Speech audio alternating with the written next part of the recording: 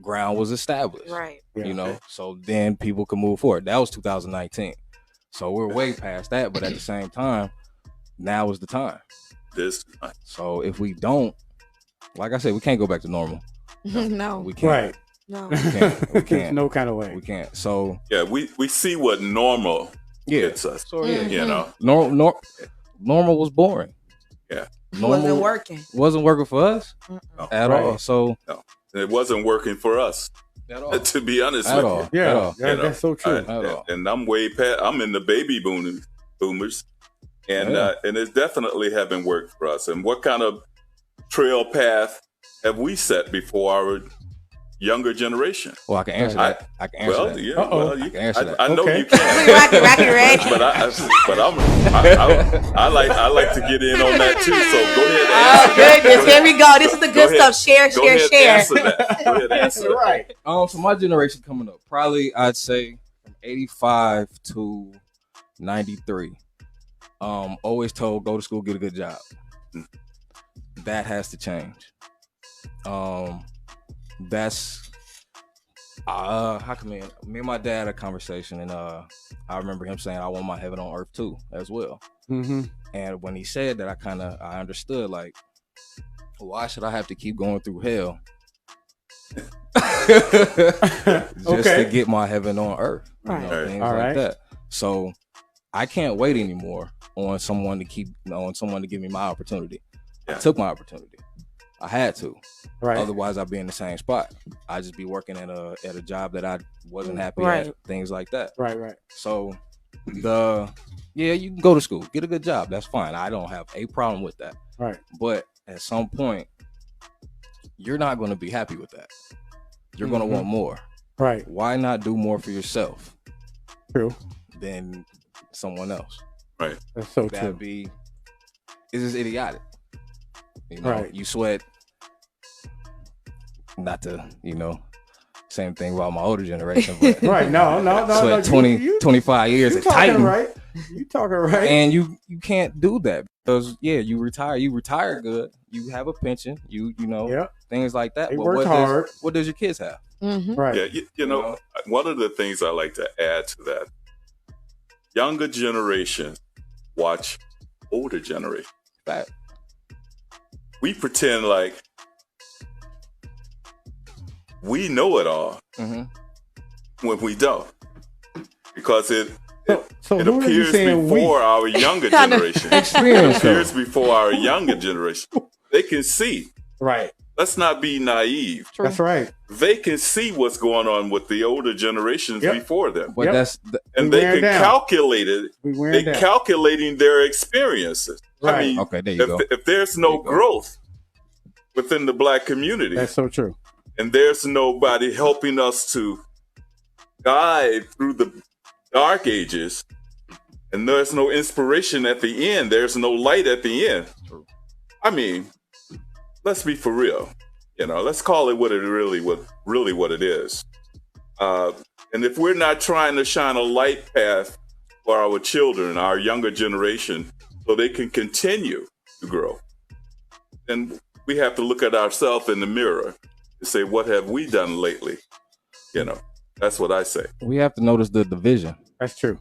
Okay, so, I got you. Yeah. Once we're all aware of the division, whether it's so many different tunnels of division, but we just have to be able to connect with each other now. Y'all are tired of seeing it. We're tired of seeing it. Right.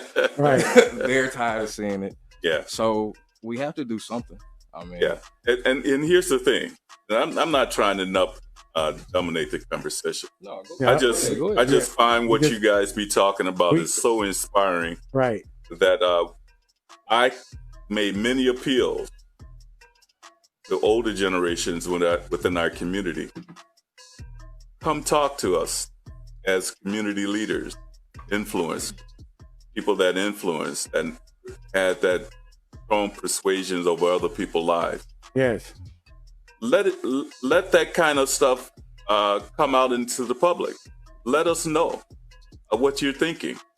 What direction are we supposed to be going?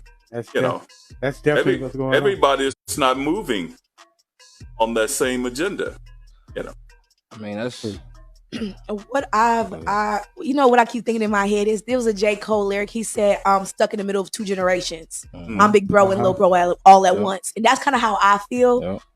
I'm 25 age. What I've experienced is I'm a little bit too intellectual and a little bit too open-minded to fit in with my culture, my younger culture, but I'm too young to roll with the big dogs. That's what I've experienced for myself. Like the younger generation looks at, like my generation, my age, they look at me and they're like, okay, you talking all this serious stuff, but we rather just turn up.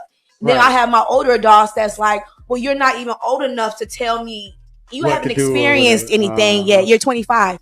So you guys have to stop. For my advice to the older generation would be, stop trying to downplay us. Don't think just because we're younger that we aren't equipped. This generation, I found personally, is we're ones who are thinking outside the box. We're not staying with the stereotypics or the types or the roles that our older generation is. We're waking up. We're exposing things. We're not afraid to go about doing things a different way. So we're a defying generation. There we go. We're revolutionizing this thing. So instead of being so what's the word I'm looking for? Trying to find the right word. Is that a tongue twister? Yeah, I'm trying to find the right word to use. So like, I don't want to stop being so unwilling to let go of how you used to do things and be willing to accept change and accept how we revolutionizing things and be okay with taking the seat, and also recognize that there are young people out here doing things. Stop assuming that we're not. We brought in 4 young individuals under the age of 25 that held protests here in Freeport, Illinois. So you can't tell me that the young generation aren't doing things. You're just not noticing because you won't look past what you already done. So that's all I gotta say. It's like, don't downplay us. That's very good. I'm just not gonna go there, but only thing I know is, like, when I moved back here from Atlanta, only thing what I noticed was the younger generation got businesses, got all of this. So I'm like, hold on a second, let me grab a hold of this younger generation, because the people who's my age, they sitting back or whatever. They had their time. No, because I'm active, and I want to be like with people that's active. And then the people who I'm seeing now, like your Isaiahs and like all these people who got these T-shirts and got all this, and you got Corel Ship, you got all these people that making moves. Yeah. So now, I want to make moves with y'all. I want to help whatever experience that I got, all of my contacts, all of my knowledge, all of whatever I've been through. I want to feed that into them. Right. Because I don't have too much more longer to go. And that's how. So I'm going to invite as many young people to this radio show, and they're going to speak their word until we get a whole committee here, Rocky. Sure. Hey. We're going to form a flight radio it's committee. All about platform. Because this radio station needs a committee. Because that's what we're going for now. To make this radio station stronger, we need our young people to grab a hold of this station, and we can like make Freeport into a whole nother situation. You really can though. I am really serious about that. It can be done. So who's ever on board of what I'm talking about, just hitting in my inbox. Hit Rocky in his inbox. Hit Malaysia in her inbox. Or call us at 815. Right. 312-3172. Or email us at WQJT submit 105.7@gmail.com. Then also, Isaiah, you got time? I had another question for you. I got great time. Okay, good. He's here. Go ahead. I have another question for you. So for the younger generation, our age, what advice can you give for the ones that's scared to step up to that responsibility? Because I don't feel like it's a lack of leadership. I think it's a fear of that responsibility that comes from leadership. For the younger generation? Yeah. Responsibility is a lot to handle for that generation. You got some that do want to step up, though. Yeah. You just have to find them and tune them in. Yeah. And that's just all it is to it. We have to connect. And I can't say it enough. Like we've spent too much time apart trying to do our own thing. Yep. Trying to be the best at it. Right. But I think guys like yourself in Malaysia and Mike, promotion on a particular item, a particular objective. I mean, it has to be something everybody can band around together. That's exactly right. And so the thing about it is, we can talk about it. Let's be about it. Understandable. Okay. You know, I love for all of those that have called us, talked about it, and let's continue. Right. Let's put it in writing. Let's do things like that. Plaster it in the media for sure. Yeah. But promoting it on a consistent basis, you know, is how you keep that thing focused. Promote each other within the mindset. Yeah. Promote each other. So what we continue to do is what you guys are talking about. You know, we raise the questions, not only just for ourselves to talk about it, but we raise the question so everyone can talk about that particular subject matter, topic, or whatever. And so we put it out there.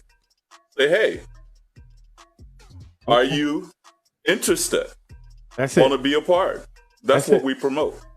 You know, that's me. Right. And don't say that. And I will admit there's a lot of disconnect going on in Freeport as far as leadership and trying to get things together. Because I'm in like 10 different groups that's trying to form one committee that we all need to come together to. Yes. So that's again, am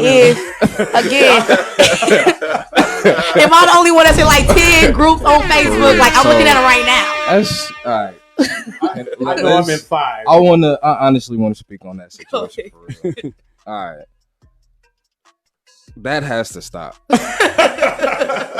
Just singing all day. It has to stop. One committee can't think they're going to outdo that committee, and the next committee can think they're going to outdo or push aside the next committee, and things like You're that. right about and that. we're all going for the same thing. Look, we're a joke right now. Literally. And people don't understand that. We are a joke. You know what I want to add to that real quick of my experience and conversation based on the factual, real conversation. I won't call out no Please, no don't do that. entity, No, titles, whatever. No. Tonight. But the expression come to me in that form of what you guys were speaking. Says to me, Mr. Sanders, if you can get 10 people to form a committee, we're out to help do something in that committee, in that community. Okay. Then I come back again. They say, well, Mr. Sanders, okay, if you can get 5 people to form a committee, right, we'll be willing to help to bring the resources to that community. I'm not going to call no names of those. No. He keeps thinking towards it. I'm trying to like make sure you don't. I'm interested now. I know, like after the show. But here's the interesting thing. Okay. You know, we can promote that. All right. About unifying, creating committees and things like that. But Isaiah was completely right. Having too many committees got too many agendas. Man, that's where confusions is planted within the. We'll never get ahead that way. We have to have an agenda and jealousy. We have to have a focus, objectives, and goals. Yep. It's everywhere. If you got that kind of, if you got so many committees, like my brother was saying, seem like we're having a competition team. That's what I feel torn. I feel like one committee want another one, and we can't resolve anything. It creates stagnation. If we were all on one accord in Freeport, we would have one church. And literally, true. Come on now. True. I can't argue with you. I'll never argue with that. And it'd be a mega church, huh? If we was all on one accord, we'd have one church. Yeah. It's no sense in having what you're talking. You know what, Isaiah, that you're makes saying. sense. So there's no reason we can't do this. Yeah. At all. So what you really saying? So what you trying to say? Stop it. Really Just stop it. Let's come together. Pull up. Pull Listen, up. man. We're definitely coming right back, man.